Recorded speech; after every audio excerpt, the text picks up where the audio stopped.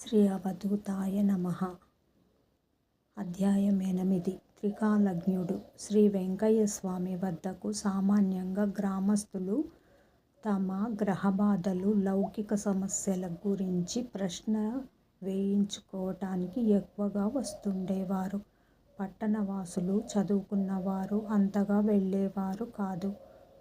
మొలకొక నార, మొలత్రాడు లేక పాత గుడ్డ, గోచి గాని, ఈత చాప, కొన్ని పాత గుడ్డలు, దుప్పటి, 2 దిండ్లు, ఆనపకాయతో చేసిన ఏక్ తార, తంబూర, భోజన పాత్రగా వాడే తాటిదొన్నె ఇవి సామాన్యంగా స్వామివారి వేషం. ఆయన తామున్న పరిసరాలలోని చెట్టు కొట్టి దునిలో వేస్తుండేవారు. దుని చుట్టూ 9 కుండలలో పెన్నా నీరు నింపి ఉంచేవారు. రాత్రంతా ఏక్ తార మీటుతూ కూర్చునేవారు.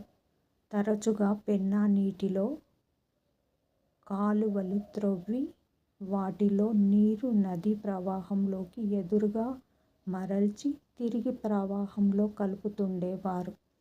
ఆ పనిలో సహకరించిన వారితో దేవుని సేద్యం చేస్తే ఆయనే అన్నం పెడతాడు అనేవారు. చిత్రంగా ప్రతిరోజు పనయ్యేసరికి ఎవరో ఒకరు గంపలతో అన్నం తెచ్చి పనిచేసిన వారికి పెట్టేవారు. కపిల మోకులు ముక్కలు చేసి ఒక చివర వెలిగించిన ఒక ముక్కను కాగడాగా పట్టుకొని రాత్రంతా ఆ పరిసర ప్రాంతాలలో తిరిగేవారు. తమ దర్శనానికి వచ్చిన వారికి కోట్లు, మణిగెలు, పడగలు, జీవాత్మ, సృష్టి వంటి పరిభాషలలో చీటీలు రాయించి ఇచ్చేవారు. కాగితాలపై సిరాతోనో లేక నూనె కలిపిన మసితోనో తమ వేలిముద్రలు వేసి వాటితో పాటు నూలు ఉండలు దరఖాస్తులకు ఇచ్చేవారు. భయంకరమైన వ్యాధులు సోకిన వారికి, జబ్బు పడిన పశువులకు సాంబ్రాణి మంత్రించి ఇచ్చేవారు. సామాన్యంగా ఎవ్వరింటికి వెళ్ళేవారు కారు. అరుదుగా వెళ్ళినా వారింట దుని వెలిగించేవారు. ఒకసారి స్వామితో కలిసి పంచలింగాల కోనకు వెళుతున్న శిష్యులు దారిలో ఒక బండపై కూర్చున్నారు. స్వామి ఇక్కడ అపాయము, కూర్చోవద్దు అని చెప్పి వారినక్కడ నుండి లేవగొట్టారు. కొద్దిసేపట్లో పక్కనున్న కొండపై అంచు విరిగి అంతకు ముందు వారు కూర్చున్న చోట పడింది. ఒక్కొక్కప్పుడు ఆయన తమ శిష్యులను తిరుపతికి గాని లేక తిరువళ్ళూరుకు గాని అకస్మాత్తుగా బయలుదేరదీసేవారు. ఛార్జీలకు సైతం సొమ్ము లేక వారు ఆందోళన చెందుతూ ఉంటే ఇంతలో ఎవరో పిలిచినట్లు కారులో వచ్చి ఆయనను, శిష్యులను ఆ స్థలానికి చేర్చేవారు. స్వామి ఒకరోజు నారాయణరెడ్డి కారులో తలుపూరు వెళుతూ అయ్యా గొంతు కోయవలసి వస్తుంది అని కేక వేశారు. చిత్రంగా బ్రేకు వేయకుండానే కారు ఆగిపోయింది. మరుక్షణమే ఒక మేక కారు ముందుగా రోడ్డుకడ్డంగా పరిగెత్తింది. స్వామి పట్ల ఎట్టి విశ్వాసము లేని డ్రైవరు మస్తానయ్యకు నాటితో విశ్వాసం కలిగింది. మైకా గనిలో సర్వేయర్గా పనిచేసే పాలిరెడ్డి గారికి స్వామి ఒకరోజు నీవు పాతాళానికి అధిపతి అవుతావు అని రాయించి ఇచ్చారు. కొద్ది రోజులలో అతడు భూగర్భ గనికి మేనేజర్ అయ్యాడు. అలాగే ఒకనాడు స్వామి ఒంటరిగా ఎక్కడికో వెళ్ళి వస్తే భక్తులు ఎక్కడికి వెళ్ళారు స్వామి అని అడిగారు. స్వామి వారికొక స్థలము చూపి ఇక్కడొక దేవస్థానము కట్టబోతారు, దానికి గుర్తు పెట్టి వచ్చాను అన్నారు. అదే నేడు సోమశిల ప్రాజెక్టు దగ్గర నిర్మింపబడిన పెంచలస్వామి ఆలయము. రామస్వామి ఇనకుర్తికి ముక్కు నుంచి నోటి నుంచి రక్తం పడేది. డాక్టర్లు ఎవ్వరూ నయం చేయలేకపోయారు. అతడు స్వామిని దర్శించాడు. ఆయన రేపు లేదు ఎల్లుండికి పోతుంది. 44 రోజులలో నీకు గండమున్నది. అది కూడా తొలగిపోయింది. నీవు తిరుపతి, కంచి, తిరువళ్ళూరు పోయి ప్రతి చోట స్నానం చేసి టెంకాయ కొట్టి నిద్ర చేసి రావాలి అని చీటీ రాయించి ఇచ్చారు. స్వామి చెప్పినట్లే 2వ రోజు అతని వ్యాధి తగ్గిపోయింది. అతడా క్షేత్రాలు దర్శించి రాగానే స్వామి నిన్నటితో 44 రోజులు గండము గడిచిపోయింది కదా అన్నారు. కృష్ణారెడ్డి తన పొలములో 10 పుట్లు పండితే స్వామికి 100 రూపాయలు ఇస్తానని మొక్కుకున్నాడు. అలానే పండింది. 100 రూపాయలు తీసుకొని అతడు స్వామి దర్శనానికి వెళ్ళాడు. కానీ అందులో 30 రూపాయలు ఛార్జీలకు పోగా 70 రూపాయలు రహస్యంగా స్వామి చాప కింద పెట్టాడు. అనుకున్నంత ఇవ్వలేదు. ఇంకా 30 రూపాయలు ఇవ్వాలి, అది తీయమను అన్నారు స్వామి. అతడు తర్వాత ఇస్తాడని సేవకులు చెబితే స్వామి ఆయన ఇవ్వడు, ఆ బాకీ నీవు ఒప్పుకుంటే తీసుకుంటాను అని చెప్పి అతడు ఒప్పుకున్నాక తీసుకున్నారు. స్వామి చెప్పినట్లే కృష్ణారెడ్డి ఆ 30 రూపాయలు ఇవ్వనే లేదు. ఒకరోజు మునిరెడ్డి గారికి స్వామి 21వ రోజున దొమ్మి జరుగుతుంది కానీ నిన్ను అదేమీ చేయదు అని చీటీ రాయించి ఇచ్చారు. అలానే దొమ్మి జరిగి అతనిని కూనీ చేస్తారనుకున్న పరిస్థితులలో కూడా ఏమీ జరగలేదు. అలానే పాలకొండ సుబ్బారెడ్డికి మీ గ్రామానికి పక్క గ్రామానికి పెద్ద తగవు జరుగుతుంది, నీవు పోయి ఒక్క మాట చెబితే సరిపోతుంది అని రాసి ఇచ్చారు. ఆయన వ్రాసి ఇచ్చిన గడువు ప్రకారమే ప్రొద్దుగూకాక ఆ 2 ఊళ్ళు జనము కత్తులు కటార్లు తీసుకొని తగవుకు సిద్ధమయ్యాయి. స్వామిని స్మరించి అతడు ఒక్కరికి చెప్పవలసిన పెద్దలు మీరే, ఇట్లా తయారైతే ఎట్లాగయ్యా అని ఒక మాట చెప్పగానే అందరూ శాంతించి తిరిగి వెళ్ళిపోయారు. ఒకరోజు 2 గర్భిణీ స్త్రీలతో స్వామి మీకిద్దరికి మగపిల్లలే పుడతారు అని చెప్పారు. వారిద్దరికి మగపిల్లలే పుట్టారు.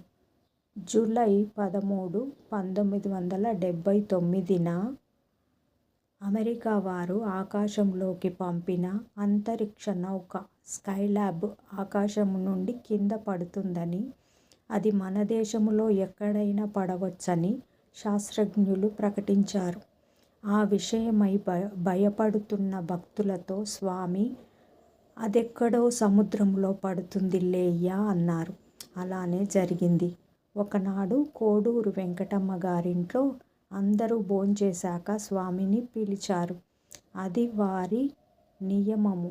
స్వామి 40 మంది అన్నానికి వస్తారు, ఏర్పాటు చేసుకోమ్మా అన్నారు. కొద్దిసేపట్లో నిజంగానే 40 మంది వచ్చారు. అప్పటికప్పుడు అందరికీ వంట చేయవలసి వచ్చింది. స్వామి ఒకసారి ఉప్మా కొంచెం తిని మిగిలినది కుక్కకు వేయమని వరుసగా 4 రోజులు మల్లిక వెంకయ్యకు చెప్పారు. కానీ అది గురుప్రసాదమని తలచి చాటుగా అతనే తినేశాడు.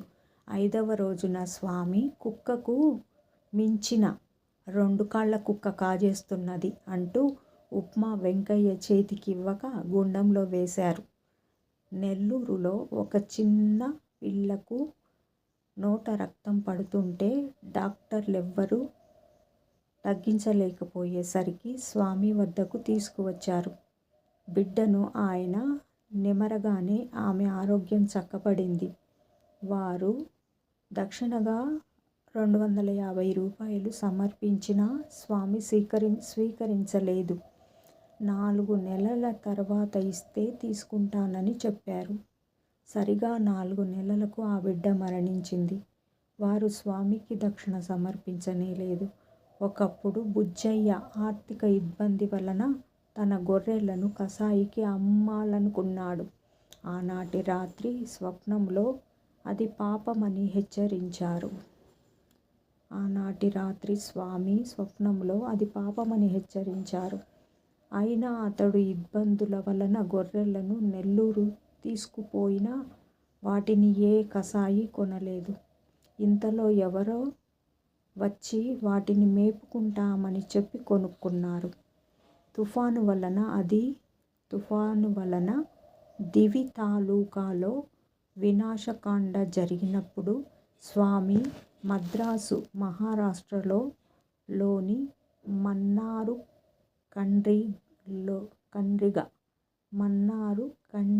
కండ్రిగలో ఉన్నారు. నెల్లూరు జిల్లాకు కూడా తుఫాను ప్రమాదం ఉండవచ్చునని రేడియోలో విని భక్తులు భయపడుతుంటే స్వామి, అయ్యా, మన గుండాలు కాపలా కదా, మనకేమీ నష్టము లేదు. కానీ సంవత్సరము 6 మాసాల 12 రోజులకు నెల్లూరుకు గాలివాన ప్రమాదం ఉన్నది అన్నారు. అక్షరాల అంతా అలానే జరిగింది. ఒకసారి సుబ్బన్న అనే 5 సంవత్సరముల చిన్న పిల్లవాడు, వాళ్ళన్న 7 సంవత్సరాల పిల్లవాడు సరదాగా నీరు త్రాగడానికి దిగుడు బావిలో దిగారు. సుబ్బన్న కాళ్ళు జారి నీళ్లలో పడిపోయాడు.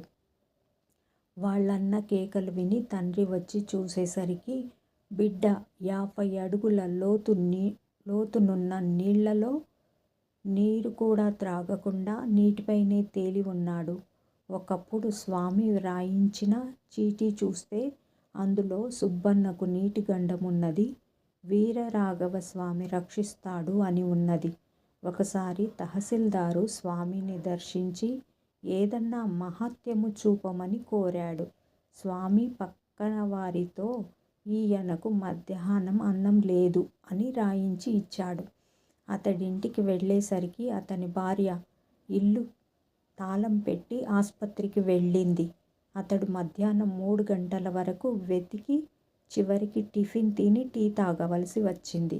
అలానే ఇల్లు విడిచి వెళ్ళిపోయాక ఒక వృద్ధుని గురించి అడగటానికి ఒకరు స్వామి వద్దకు వచ్చారు. అతడేమీ చెప్పకముందే గుడ్డల మూట నెత్తిన పెట్టుకొని ఫలానా రాజు వస్తాడు పో అన్నారు. ఖచ్చితంగా అదే రోజు ఆ వృద్ధుడు అలాగే వచ్చాడు. దశరథరామయ్య స్కూల్లో చదువుకునే రోజుల్లో అతనిని స్వామి సబ్ ఇన్స్పెక్టర్ అవుతావులే అన్నారు. కాలాంతరంలో అతడు సైన్యంలో చేరాడు. ఒకరోజు ఎవరో దంపతులు వచ్చి టెంకాయ కొట్టి దునిలో వేశారు. స్వామి వాటిని తీసివేయమని సేవకులతో చెప్పి వాటిని కుక్కలు కూడా తినవు అన్నారు. తీసి పారేసిన కొబ్బరి చిప్పలను కుక్కలు కూడా ముట్టలేదు. రమణమ్మ నెల్లూరు స్వామిని దర్శించాలని అనుకొన్నది. ఒకనాడు స్వామి నెల్లూరు ఆస్పత్రి ఎదుటనున్న ప్రదేశములో విడిది చేశారు. అప్పట్లో అక్కడ ఏ భవనాలు లేవు. కొందరు స్నేహితులు రమణమ్మను స్వామి దర్శనానికి రమ్మన్నారు. జై బోలో వెంకయ్య స్వామికి జై. నాయన, మీ చరిత్ర పారాయణ 7వ అధ్యాయం చదువుకున్నాము, విన్నాము. మమ్మల్ని అందరినీ ఆశీర్వదించి మా యొక్క కోరికలు తీర్చు, మా కష్టాలు తొలగించు. జై బోలో వెంకయ్య స్వామికి జై.